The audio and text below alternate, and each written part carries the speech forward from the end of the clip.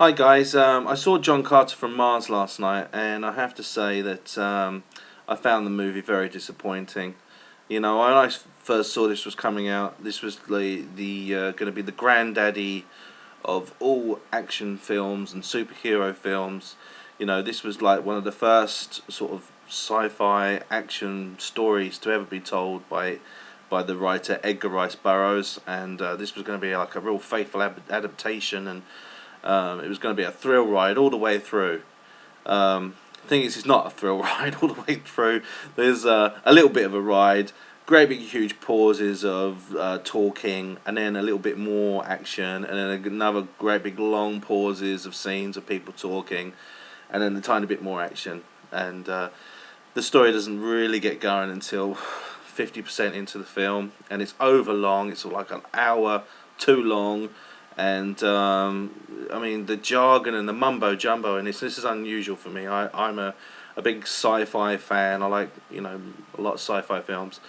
Everyone knows I like Star Wars and things like that. But even the jargon in this, what all the aliens and everything called, there was so much thrown at me. I was getting confused. Who are they talking about? What? I'll give you, for instance, I've got a list here of the inhabitants of Barsoom, which of course is Mars. We can't call it Mars, we have to call it Barsoom. We've got Heliumites, we've got the Princess Deja Thoris, Tardos Morse, Cantos Can, Zogadans, Sabathan, Therns, Marja Sang, Tharks, Tarkas, Tarjahaja, Solar, Saka Joja, Wula, and stuff like that, Basically, John Carter is this Civil War veteran.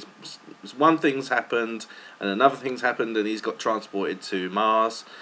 He gets him wound up involved with these green aliens called the Tharks, and he has to then fight, try to escape from them, and then he finds out there's this other race of people, the Red Men, who are basically white people who are made to look red. And they're fighting each other, and one of them's called the Heliumites, and they're fighting another group of aliens called the Zodangans, and the green aliens are kind of caught up in the middle, and he has to basically decide who's good and who's bad, and whose side he's going to be on. And he also, when he's there, he can jump really high now because he's on Mars. And he has extra strength in that, although they play more on the jumping. In fact, they do more of like the development of jumping. I think they go into about 15 or 20 minutes of just showing him jumping. Oh look, he can jump. Yes, he can jump high. That's fantastic. And it's just so much. I mean, there's a prologue thing that's totally unnecessary. I mean, I'll give you, for instance, Indiana Jones and the Temple of Doom. He didn't need a prologue thing. We found out along with Indiana Jones what was happening. He goes to India. He finds a parchment. He finds out about the Shankara stones while the story's moving along at a good pace, and he just looks at the parchment. They're the Shankara stones.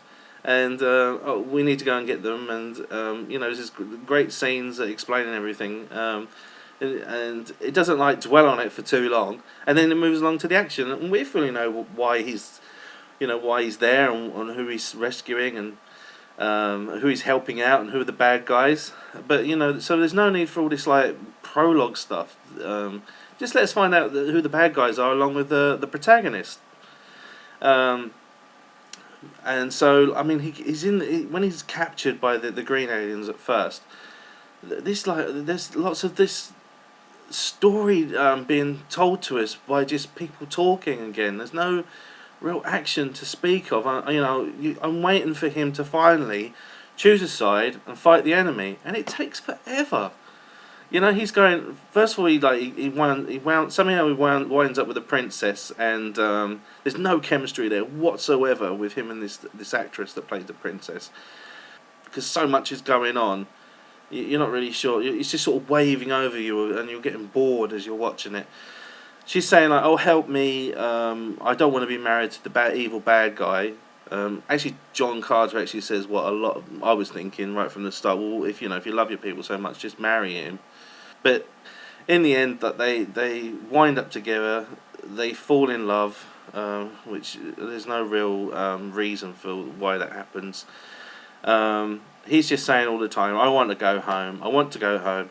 You know he's not going home because he's gonna fight the bad guys, and yet like it's not until about 50 or 60% into the film he finally decides to fight the bad guys, and by that time I really couldn't care less of why he was fighting or anything. I just wanted to see some action because I was so bored of the walking and the talking and the sitting on aliens. And I mean the scenery's very nice. Mars looked great. The little dog alien was funny that was running around, and the Tharks looked good. The CGI, I can't fault the CGI. The CGI was good, but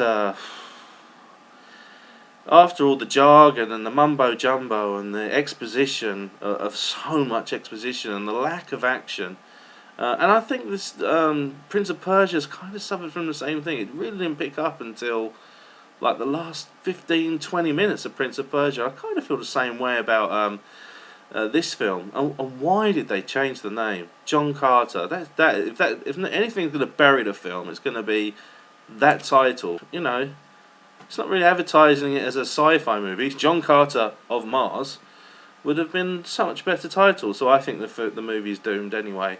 And I have to say that the cinema wasn't very full when I went in there. But if I was going to mark John Carter out of 5, I would give it 2 because the CGI looked really good.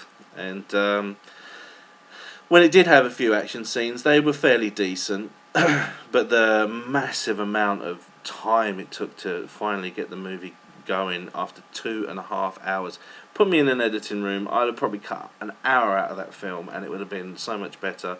But no, 2 stars out of 5, and the extra star is just for how good the film looked.